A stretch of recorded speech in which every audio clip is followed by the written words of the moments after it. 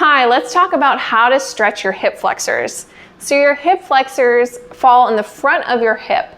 They run from your hip bone and then attach into the front of your thigh. So in order to get a good stretch out of your hip flexors, we put you into what we call a 90-90 lunge position, where the weight is on your back knee and the front leg is bent to about 90 degrees.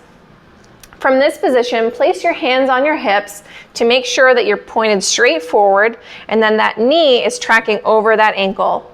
From here, you're going to squeeze your glute muscles and you're going to tuck your pelvis under. At this point, you should start to feel a little bit of a stretch in the front of the hip. If you're not feeling too much of an intense stretch here, you can go ahead and shift the hips forward until you start to feel that stretch in the front of the hip.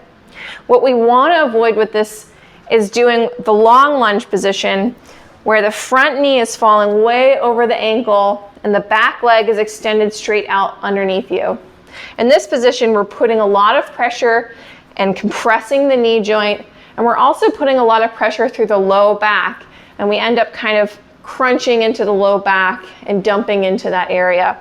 So in order to avoid this, bring yourself up, square off your hips, try to get your knees to about 90 degrees each, and then go ahead and just tuck the pelvis under and shift your weight forward until you feel that stretch. Hold it for about 30 to 45 seconds, and then make sure to change sides. Bringing the other leg forward, hips squared off, make sure that knee is tracking underneath the ankle, toes are pointed forward, tuck under in the hip, and then shoot your hips forward if you need a little additional stretch. And that's it for the hip flexor stretch.